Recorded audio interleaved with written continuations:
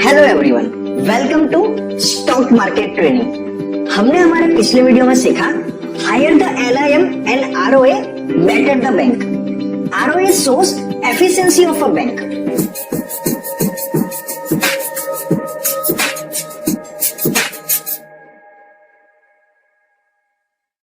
Our today's topic is banking sector part 4, in which we will cover qualitative factors, how to review company presentation, how to analyze the banking stock। चलिए इस topic को practically समझते हैं। मैंने यहाँ पे HDFC bank के data को ओपन करके रखा हुआ है। अभी कोई भी बैंक में इन्वेस्ट करने से पहले हमें उसके रेशियोज तो चेक करने जरूरी है ही है, लेकिन सिर्फ रेशियोज को देख के इन्वेस्टिंग नहीं करनी है। बिकॉज अगर तो नंबर एक सही इंफॉर्मेशन देते तो रॉबर्ट्स एंड मशीनरी इंसानों से ज्यादा अच्छे इन्वेस्टर होते हैं। तो हमें और क्या चेक करना चाहिए? हमें चेक करने चाहिए कोई अदर क्वालिटेटिव फैक्टर्स, जैसे कि बैंक्स के पास जो डिपॉजिट है वो कैसी है।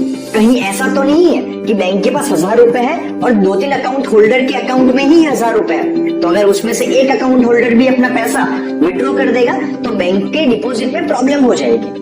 वैसे ही हमें लोन्स को भी चेक करना चाहिए। जो बैंक्स ने लोन बांट के रखी हुई है they must be well diversified.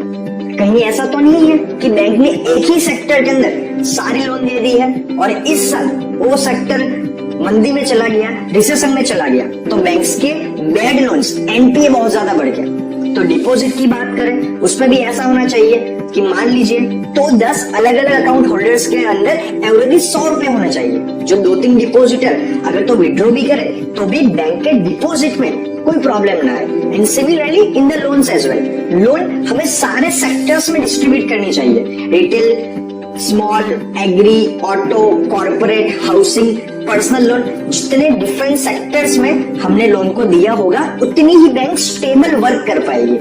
तो हमें ये कैसे पता करना है कि बैंक्स के डिपॉजिट एंड लोन किस वे में डिस्ट्रीब्यूट होकर रखे हुए हैं? ये हमें पता चलेगा कंपनी प्रेजेंटेशन से। आप यहाँ पे डॉक्यूमेंट सेक्शन में जाओगे और फॉर ईयर 2020 का डॉक्यूमेंट ओपन करोगे तो आपके सामने ये PDF ओपन हो जाएगी, जिसमें बैंक्स ने 1 अप्रैल 2019 से लेके 31 मार्च 2020 के बीच में कितना प्रॉफिट अर्न किया उसका डेटा यहाँ पे आपको मिल जाएगा।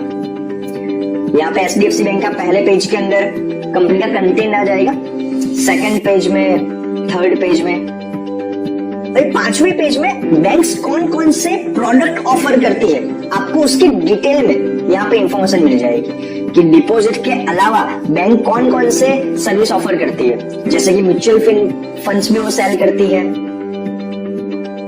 उनका depository account, wholesale banking, treasury, ये सारे यहाँ पे आ जाएगा। यहाँ हमें पता चलेगा कंपनी के डिपॉजिट्स के बारे में कि कंपनी के जो डिपॉजिट्स है वो कैसे है, कितने उसमें से रिटेलर्स के हैं, कितने होलसेल के हैं, मतलब कितने हम जैसे छोटे डिपॉजिटर के हैं और कितने बड़े अकाउंट होल्डर्स हैं। तो आप देखोगे कि दोनों वेल डाइवर्सिफाइड है। बैंक्स ऐसा नहीं है कि सिर्फ रिटेलर ही है या तो सिर्फ और सिर्फ होलसेल अकाउंट होल्डर्स ही है। अगर एडवांस इसका देखेंगे वो भी 2020 के अंदर बैंक ने रिटेल एंड होलसेलर्स को इक्वली लोन देके रखी हुई है। प्रॉफिट बिफोर टैक्स की बात करेंगे तो वहां भी ऐसा नहीं है कि बैंक सिर्फ एक जगह से ही पैसे कमा रही है। बैंक ऑलमोस्ट दोनों जगह से, रिटेल से एंड होलसेल से इक्वली अर्न कर पा रही है। तो अभी तक तो HDFC बैंक्स के deposits and loan well diversified लग रहा है। यहाँ पे हमें ये इंफॉर्मेशन मिल जाएगी कि बैंक्स का नेटवर्क कहाँ कहाँ पे है। अभी यहाँ पे हमें पता चलेगा जो डिपॉजिट है वो कैसे फॉर्म के अंदर है, क्या करंट अकाउंट फॉर्म में है, सेविंग अकाउंट फॉर्म में है, या टाइम मतलब कि FD फॉर्मेट के अंदर है। तो अगर देखेंगे तो बैंक्स के पास तीनों तरीके के डिपॉजिट्स हैं।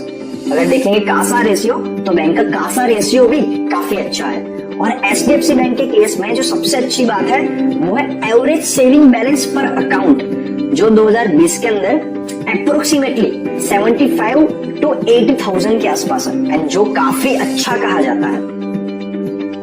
यहाँ पे कंपनी के जो कॉस्ट ऑफ डिपॉजिट्स है वो एवरेजली 5% के आसपास ही रहे हुए हैं। नेट मार्जिन भी काफी अच्छा है, 4.3% के आसपास। यहाँ पे amongst the lowest deposit cost in the industry, banking sector में ये one of the lowest cost. बात करेंगे non quality non funded revenues, banking का जो कोर बिजनेस है उसके अलावा और कहां से कितने पैसे अर्न कर पा रही है, यहाँ पे हमें ये पता चल जाएगा। तो अगर देखेंगे तो बैंक्स की अर्निंग में से 29% ऑफ अर्निंग ऐसे आई है कि जो कोर बिजनेस के अदर एक्टिविटीज से है, जैसे फीस एंड कमीशन हो गया, डेरिवेटिव्स हो गया, ये सारा हो गया। जो 29% अदर इनकम आई है उसमें से 70% कोई ना कोई फीस या तो कमीशन के तौर पे है।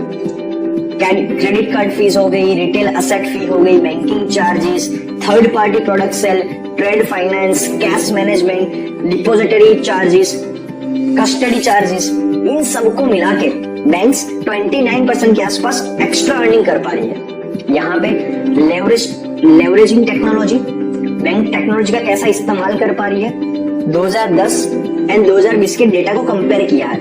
अगर आप यहाँ पे देखोगे तो 2010 के अंदर इंटरनेट एंड मोबाइल का 35% यूजेज हुआ करता था, जो बढ़ के 95% के आसपास हो चुका है, और एटीएम 2% के आसपास हो चुका है। तो बैंक्स टेक्नोलॉजी ड्रिवन बनने की शुरुआत कर चुकी है। ये कंपनी के एनपीएस के रिगार्डिंग बात है, net NPA and gross NPA. तो डेफिनेटली 2019 के कंपेयर में 2020 में दोनों ही कम हुए हैं। नीचे लोन लॉस प्रोविजंस के बारे में दिया गया है। ये कंपनी के कंसिस्टेंट फाइनेंशियल परफॉर्मेंस के बारे में बताया गया है कि 2010 से लेके कैसे कंपनी का नेट प्रॉफिट, कंपनी का आरओए, कंपनी का ईपीएस बढ़ा हुआ है। यहाँ पे जो रिटेल लोन्स है वो कितने डाइवर्सिफाइड है वो यहाँ पता चल जाएगा। कितने गोल्ड लोन्स है, two wheelers, NRI, credit card, business, home loans, personal loans. तो यहाँ पे हमें दिख रहा है एचडीएफसी बैंक ने अपने लोन्स को काफी अलग अलग सेक्टर में देके रखा हुआ है, जिसकी वजह से एचडीएफसी बैंक का जो बिजनेस है वो काफी स्टेबल माना जाता है। होलसेल की बात करेंगे तो कितने अलग अलग जगह पे दिए हुए हैं, कॉर्पोरेट्स के अंदर, बिजनेस, सीवी, सीई। अगर कार्ड्स की बात करेंगे, कितने क्रेडिट कार्ड का नंबर है, कितना डेबिट कार्ड का नंबर है, तो 2020 में डेबिट कार्ड काफी बड़े हैं, और क्रेडिट कार्ड के केस के अंदर वो मार्केट लीडर है। Currently 4.5 million credit cards HDFC bank issue कर चुका हुआ है, और उसमें से 80% तो न्यू कस्टमर्स को इश्यू किया हुआ है। यहाँ पे ब्रांचेस के रिगार्डिंग सारे के सारे आपको इंफॉर्मेशन मिल जाएगी। तो हमें ये चेक करना बहुत जरूरी है कि कंपनी के अदर फैक्टर्स कैसे हैं। चलिए हम और एग्जांपल लेके चलते हैं कोटक महिंद्रा का।